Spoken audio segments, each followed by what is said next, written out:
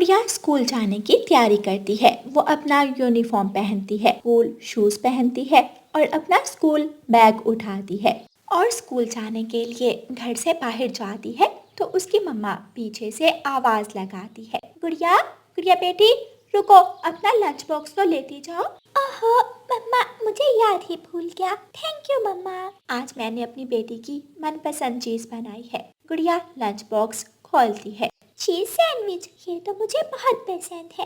माँ, मेरे दोस्त मिट्टू को भी चीज सैंडविच बहुत पसंद है। अच्छा तो फिर रुको, मैंने एक और बनाया है, मैं वो भी लंच बॉक्स में डाल देती हूँ। रानो चिड़िया जल्दी से रसोई में जाती है और दूसरा बना हुआ चीज सैंडविच भी लंच बॉक्स में डाल देती है। गुड़िया लंच बॉक्स अपने बैग में डालती है और अपने स्कूल चली जाती है। मम्मा मम्मा उठे, मुझे स्कूल के लिए देर हो रही है, नाश्ता तो बना दे। जग्गू बेटा, क्यों मेरी नींद खराब कर रहे हो? जाओ, जैसे लंच बॉक्स चोरी करते हो, आज फिर किसी के लंच बॉक्स से कुछ चुरा कर अपना नाश्ता कर लेना। मम्मा, सबकी माएँ अपने बच्चों के लिए इतना कुछ करती हैं, लेकिन एक आप हो जो मुझे नाश्ता भी बनाकर नहीं दे सकती। तुम्हें इतना बड़ा काम सिखा दिया है चोरी का, चोरी करो और आराम से खाओ। मम्मा, अगर मैं किसी दिन चोरी करते हुए पकड़ा गया तो फिर क्या होगा? कोई नहीं पकड़ सकता मेरे जग्गू बेटे को, इतनी सफाई से चोरी करना सिखाया है मैंने तुम्हें। अब जाओ, किसी का लंच बॉक्स चुरा कर खा लेना। और सुनो, अगर कोई मजे की चीज हुई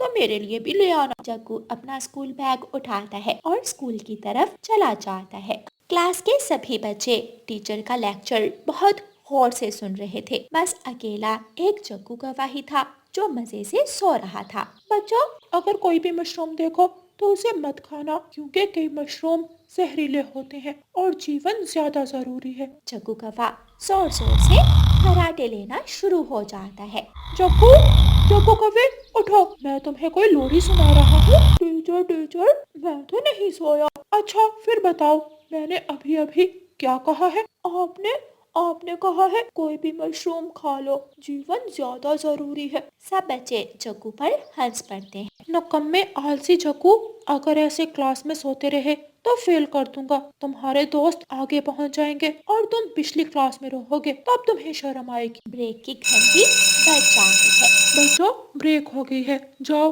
ग्राउंड में जाकर अपना लंच खा लो और एक दूसरे के साथ खेलो। सब बच्चे बाहर ग्राउंड में चले जाते हैं। तो आज मैं हम दोनों के लिए चीज सैंडविच लाई हूँ।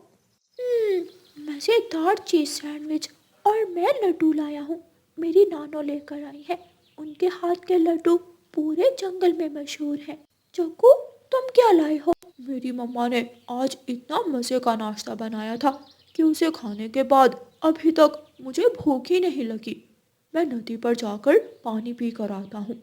जग्गू कौवा वहाँ से चला जाता है।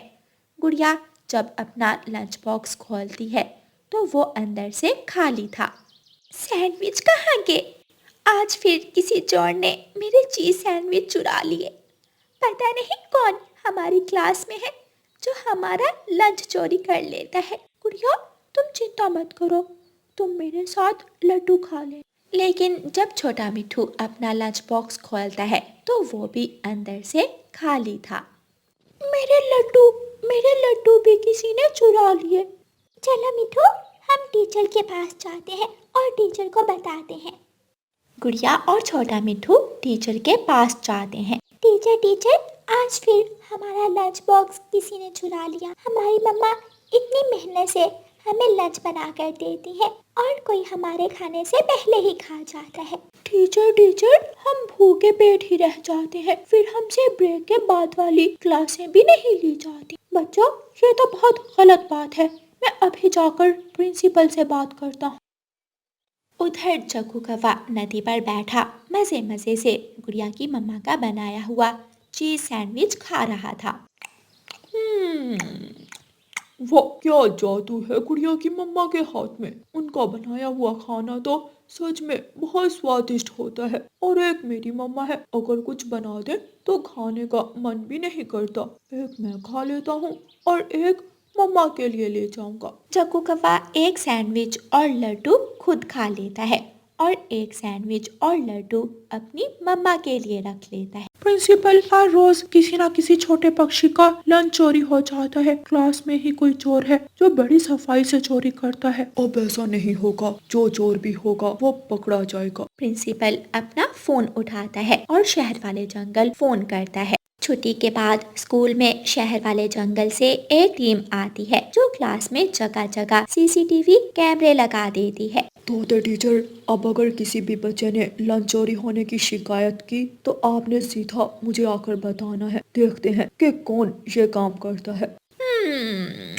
इतना मजेदार सैंडविच तो मैंने आज तक नहीं खाया, और ये लड्डू भी कमाल का है। शाबाश मेरे जग्गू बेटे, इसी काम को आगे चलाना। चोरी करके खाने में जो मजा है वो मेहनत करके खाने में कहाँ। मम्मा, कल उस बुलबुले की बारी है, कई दिनों से वो बचा हुआ है। हाँ, और जो भी खाने की चीज हुई आधी मुझे ला कर देना। मम्मा, आज फिर हमारे लंच बॉक्स किसी ने खा लिए। बेटी, ये तो बहुत चिंता की बात है। पूरा दिन बिना लंच के गुजारना तो बहुत मुश्किल है। रुको, मैं आपके टीचर को फोन करती हूँ। रानो चिड़िया गुड़िया के टीचर को फोन मिलाती है। टीचर जी, आज फिर किसी ने मेरी बेटी का लंच चोरी करके खा लिया। आप कोई एक्शन तो लें, हमारे बच्चे तो भूखे पेट ही रह जाते हैं। आपको अब चिंता करने की जरूरत नहीं है, कल वो चोर पकड़ा जाएगा।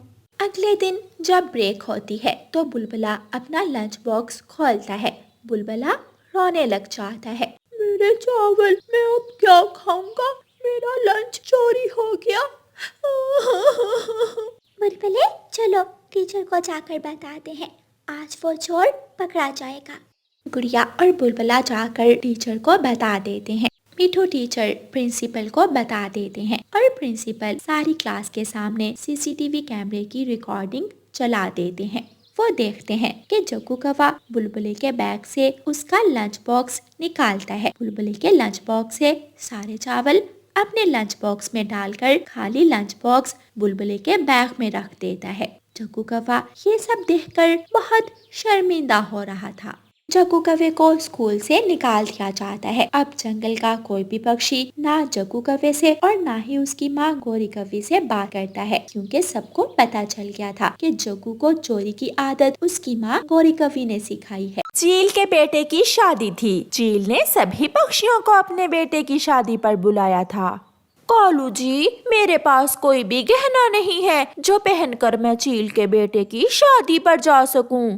गौरी, मैंने अपनी माँ से फूलों और पत्तों का हार बनाना सीखा हुआ है। अगर तुम कहो तो मैं तुम्हें फूलों और पत्तों से हार बना कर दे सकता हूँ। शर्म करो कालू, ऐसा हार पहना देखकर सब मेरा मजाक उड़ाएंगे।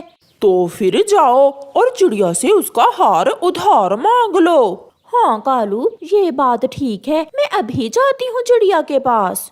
फिर गौरी कौवी चिड़िया के पास जाती है। चिड़िया चिड़िया, मेरी छोटी बहन, अपना हार मुझे दे दो। मैंने चील के बेटे की शादी पर जाना है ये हार पहनकर।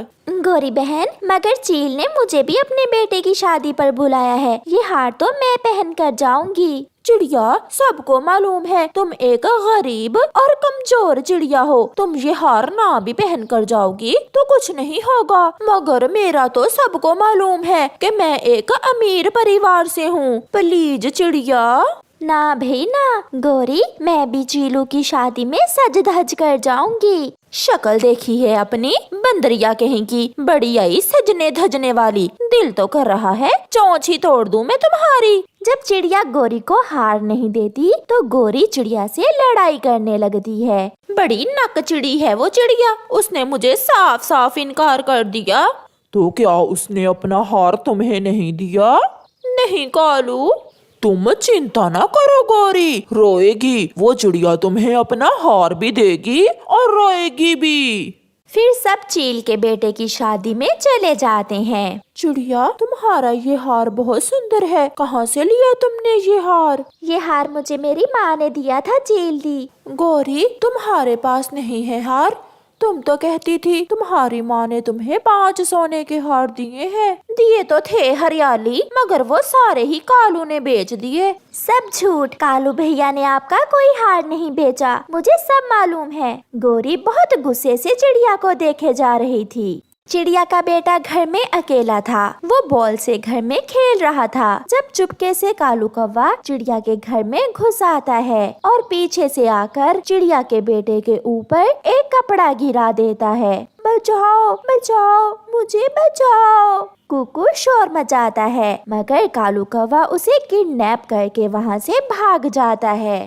शाम हो जाती है। चिड़िया जैसे ही अपने घर आती है, अपने बेटे को ना देखकर चिड़िया जोर जोर से रोने लग जाती है। कुकू कुकू बेटा, कहाँ हो आप? जब चिड़िया का बच्चा आवाज नहीं देता तो चिड़िया घबराई हुई अपने घर से निकलती है। यहाँ आओ यहाँ। मैं नहीं बोलती तुमसे, सबके सामने मेरी बेइज्जती हुई है। मैंने सब कर लिया है, तुम चिंता ना करो। मैंने भी आज चिड़िया के बेटे को किडनैप कर लिया है। क्या? ये तुम क्या कह रहे हो कालू जी? हाँ, मैं उसे पुराने पेड़ से बांध आया हूँ। जब तक चिड़िया हमें अपना हार नहीं देगी, हम भी चिड़िया के बेटे को नहीं छोड़ेंगे। कालू, मेरे सुंदर पति, तुम मुझसे इतना प्यार करते हो, मुझे तो आज मालूम हुआ। अब तो चिड़िया रोएगी भी और अपना हार भी मुझे देगी। कबूतर भैया, मेरा कुकू घर में नहीं है क्या? वो आपके घर में तो नहीं आया? नहीं चिड़िया बहन, मेरा बेटा तो घर में है, मगर कुकू यहाँ नहीं आया। रोती हुई चिड़िया वहाँ से चली जाती है। रात हो जाती है। चिड़िया अपने बेटे को ढूंढ रही थी। चिड़िया अपने बेटे को ढूंढते ढूंढते कौवों के घर आती है। गौरी बहन, मेरा बेटा कहीं खो गया है। ये सुनकर गौरी रोने का नाटक करती है। हाय मेरी चिड़िया बहन, आपका बेटा कहाँ चला गया? एक ही तो था मेरी चिड़िया बहन का बेटा। मैं तो उसे घर में ही छोड़कर चीलू की शादी पर गई थी। चिड़िया, तुम शांत हो जाओ और अपने घर जाओ। मेरे जाने वाला एक उल्लू तांत्रिक है। मैं कल उसके पास जाऊंगी और उससे पूछूंगी कि हमारा कुकू कहाँ है। गौरी बहन, क्या उस उल्लू तांत्रिक को मालूम होगा कि मेरा बेटा कहाँ है? उसे सब मालूम होता है। चिड़िया अपने घर चली जाती है। रात गुजर जाती है। गौरी, तुम जल्दी से चिड़िया के पास जाओ और उससे उसका हार लो, और मैं चिड़िया के बेटे के पास जाता हूँ। अब तो चिड़िया खुद ही अपना हार देगी मुझे। फिर गौरी कौवी चिड़िया के घर चली जाती है। गौरी बहन, मैं चलती हूँ आपके साथ उस उल्लू तांत्रिक के पास। नहीं चिड़िया बहन, वो उल्लू तांत्रिक गुस्सा कर जाएंगे। मैं तो सीधे ही जा रही थी, रास्ते में मुझे भूख लग गई, सोचा तुम्हारे घर से नाश्ता ही करती जाऊं। आप बैठें गौरी बहन, मैं अभी आपके लिए नाश्ता लेकर आती हूँ। चाय और बिस्किट ही पसंद है मुझे तो नाश्ते में। फिर चिड़िया गौरी के लिए नाश्ता लाती है। गौरी मजे मजे से नाश्ता करती है। चिड़िया, मैं आपको एक बात बताना चाहती हूँ। वो क्या गौरी बहन? चिड़िया, वो उल्लू तांत्रिक ये तो बता देगा कि तुम्हारा बेटा इस वक्त कहाँ है, मगर बदले में वो कुछ लेगा। कुछ लेगा? वो क्या लेगा गौरी बहन? मैं सब देने के लिए तैयार हूँ, बस मुझे मेरा बेटा मिल जाए। कोई कीमती चीज, जैसे ये मटका, जैसे ये घोंसला। मगर ये तो कीमती नहीं है। मेरा ये हार बहुत कीमती है। आप मेरा ये हार ही ले जाएं। बस किसी तरह मुझे मेरा बेटा मिल जाए। हार देखकर उल्लू तांत्रिक खुश हो जाएगा। चिड़िया अपना हार गौरी को दे देती है। अंकल, मुझे सूसू आया है, प्लीज मुझे खोल दे, मुझे सूसू करना है। चुप कर जाओ, बहुत मारूंगा। बड़ा आया सूसू करने वाला। अंकल प्लीज, निकल जाएगा। ठीक है, मगर याद रखना, अगर भागने की कोशिश की तो जान से मार दूंगा। कालू कौवा कुकू को खोलता है। जैसे ही कुकू आजाद होता है, कुकू कालू कौवे के पंख पर काट लेता है। छोड़ो मुझे, मर गया रे। कालू कौवा दूसरी तरफ गिरता है और कुकू वहाँ से भाग जाता है। कालू भी कुकू के पीछे पीछे भागता है। बचाओ, कोई मुझे इस कौवे से बचाए। शोर सुनकर कबूतर और तोता अपने अपने घर से निकलते हैं, जिन्हें देखकर कालू कौवा पीछे मुड़ जाता है।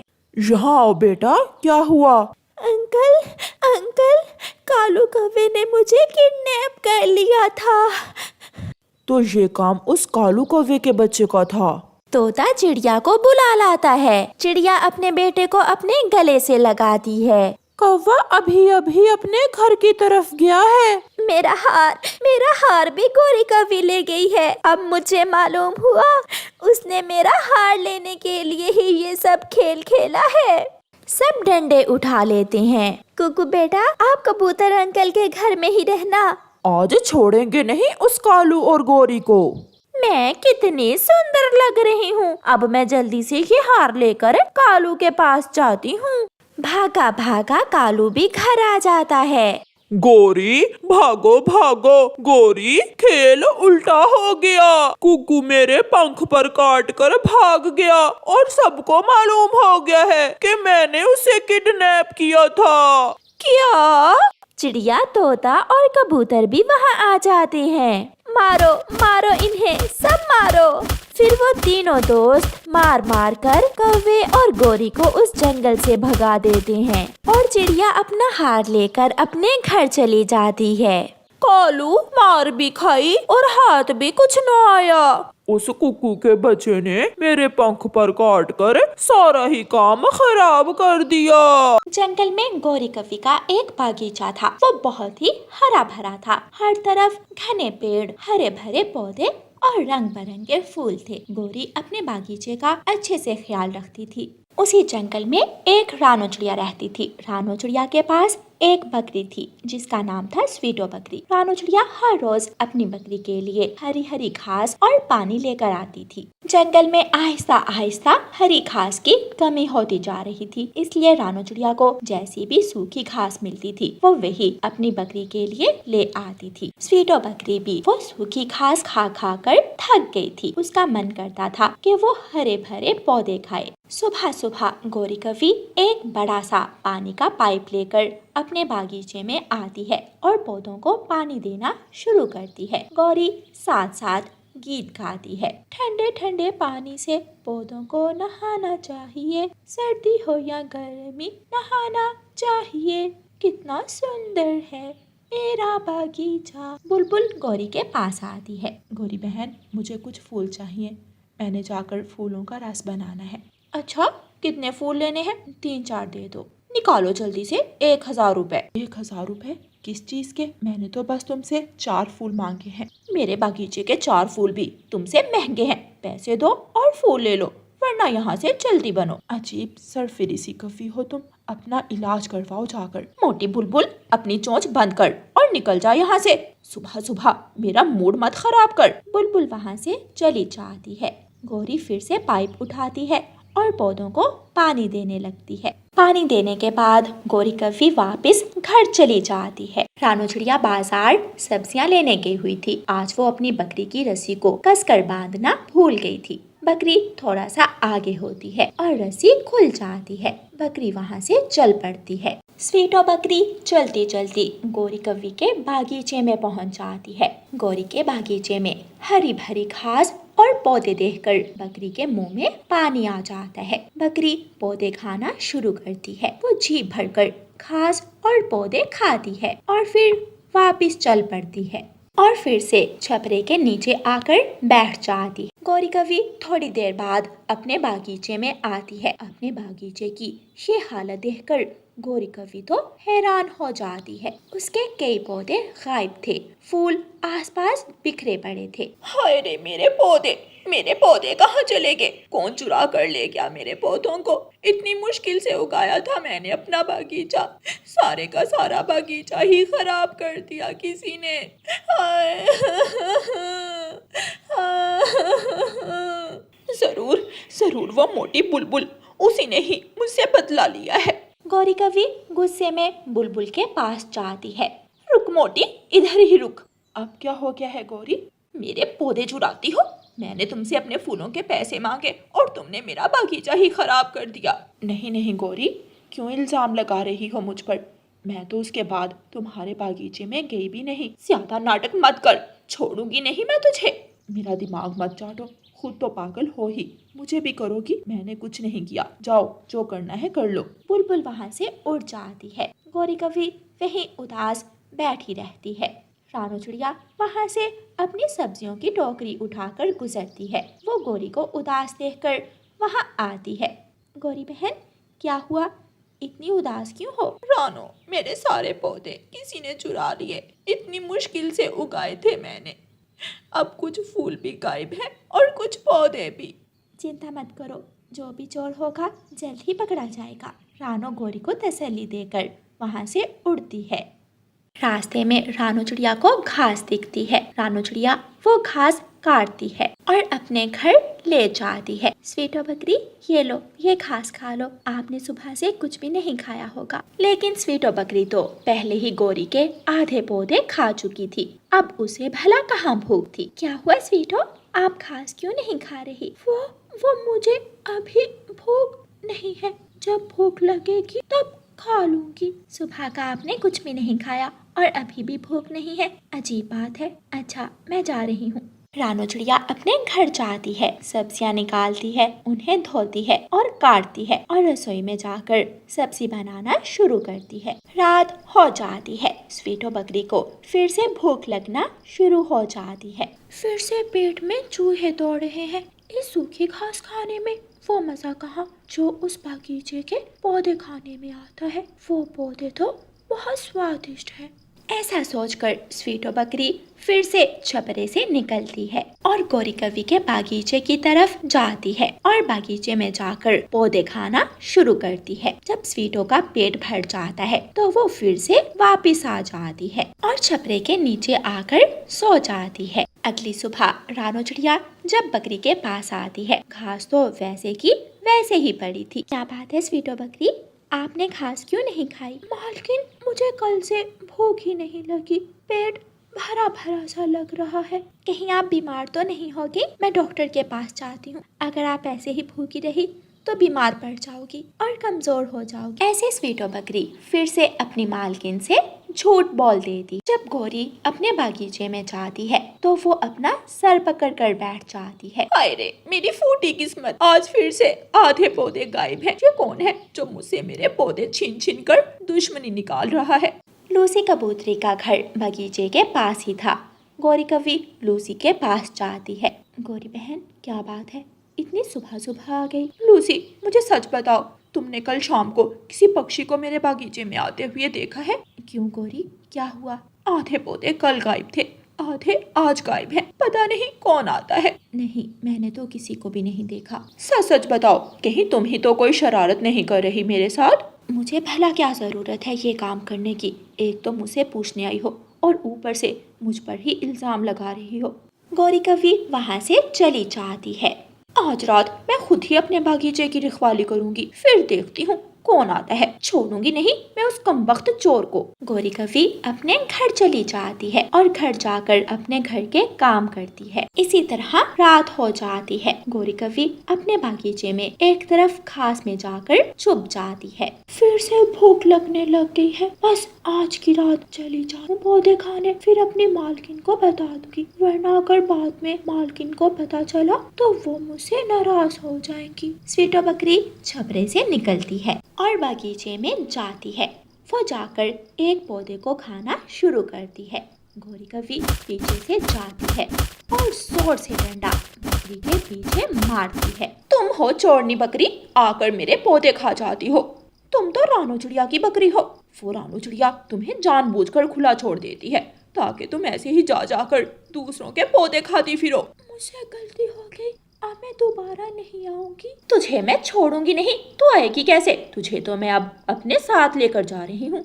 अपना सारा नुकसान पूरा करूंगी तुमसे। मुझे माफ कर दो, मुझे जाने दो। चुपचाप मेरे साथ चल, अब तुझे बेचकर ही अपना नुकसान पूरा करूंगी और नए पौधे लगाऊंगी। गौरी कवि बकरी को रस्सी से पकड़ती है और खींचकर अपने साथ ले जाती है और जाकर अपने घर के पीछे बांध देती है और बकरी के मुंह पर पट्टी बांध देती है। अब देखना कल मैं तेरे साथ क्या करूंगी। मैं मैं गोरी हूँ गोरी, अपना बदला लिए बिना किसी को छोड़ती नहीं। बकरी रोने लग जाती है और गौरी आराम से जाकर अपने घर सो जाती है। प्यारे दोस्तों, इस कहानी का अगला भाग देखने के लिए कल तक इंतजार करें और आपको ये वाला भाग कैसा लगा है हमें कमेंट करके जरूर बताएं। और प्यारे दोस्तों, इस कहानी को लाइक, अपने दोस्तों के साथ शेयर और चैनल को सब्सक्राइब करना बिल्कुल मत भूलना। आपका धन्यवाद।